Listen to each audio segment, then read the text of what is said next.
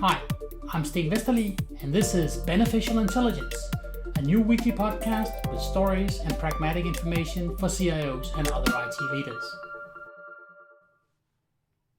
This week, amateurs and professionals.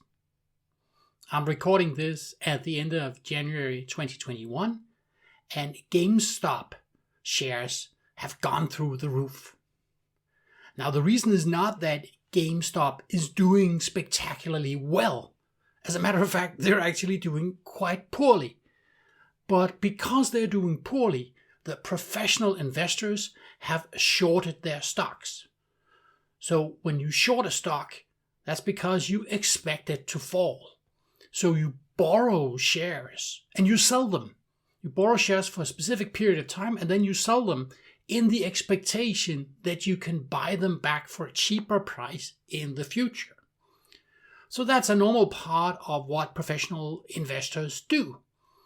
Now, in this case, a group of people on an internet forum got together, an internet forum where they discuss risky investment bets that would send shivers down the back of any responsible financial advisor. They decided that there was actually quite a lot of people who had shorted this stock. So at some point, they would need to buy this stock back so they could hand it back. They borrowed it for a specific period of time. So they said, well, maybe there's actually not enough of this stock to go around. So let's start buying. And they started buying and buying. And the professional investors who were expecting the stock to fall had to buy them back at these inflated prices. And more people bought, and the stock became more and more expensive until right now it's up by a factor of 10. So it's up by 1,000%. And some of the professional investors have lost billions. One hedge fund was about to go bankrupt, but got an emergency injection of a few $1 billion in cash. Amateurs also build IT systems. And while amateurs can apparently beat the professionals in investment every once in a while, amateurs building IT systems doesn't have a very good track record. In a previous podcast, I was telling you about the amateurs in the UK Health Service. They had built a system for coronavirus tracking. Unfortunately, they'd used an ancient version of Microsoft Excel, a version that had a limitation of 65,000 rows. So when there were more than 65,000 infected, the last ones simply weren't registered. That meant no contact tracing was done, more people got sick, and some people died. Now, amateur-built IT systems don't usually kill people, but they can be very expensive. There was, back in 2012, there was a story about a rogue trader at JP Morgan. And he was badly supervised, so he was allowed to take very large positions. And he was trading these very complex derivatives, and he was calculating the value of them with an Excel spreadsheet. Now, unfortunately, he had made a small error in that spreadsheet. So at some point, his trading strategy was off. Things that he was expecting to happen didn't happen. It wasn't because his model was wrong. It was because he had implemented it wrong in Microsoft Excel. And JP Morgan lost $6 billion.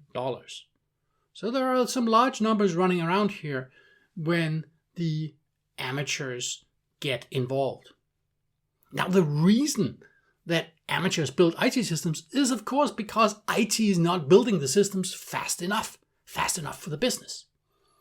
And they are not being built fast enough because IT professionals have all kind of pesky procedures, like they do testing, they do reliability, they test for edge cases, they do failure handling, all of this stuff that means it takes longer for a professional to build something. So the amateur will just go and slap something together and, well, while it runs, it runs. And if it doesn't, well, then you will have problems. Now, if you're a CIO, your job is to make sure that the IT amateurs in the business and the IT professionals in the IT department have a productive collaboration. Because there are some systems that are not really terribly important. So let's give the business users good tools for them to quickly build simple systems that meet their needs. Preferably give them some system that IT provides, so you make sure that your data is stored in some central database, your data is backed up, and it's not stored on a shared drive or on a personal drive on somebody's laptop. But do support the business users for all the non-critical systems that they can build themselves. There's a wide range of systems in the middle that are somewhat important. For those systems, depending on their importance, IT and the business should work together so the business can build much of this stuff and IT can provide some kind of supervision. They can provide ideas. They can come and ask the questions about, have you considered what happens if? And they might come up with edge cases for testing. That's something that a professional tester can do and will do that a normal user or even a normal developer will not think of. So for many systems, the amateurs in the business can very well build it, but they need some support. And then, of course, you do have some critical systems. And the critical systems need to be exclusively built by the IT professionals. Thank you for watching Beneficial Intelligence, a weekly podcast with stories and pragmatic information for CIOs and other IT leaders. If you like this content, please spread the word. If you have comments, please get in touch. See you next week.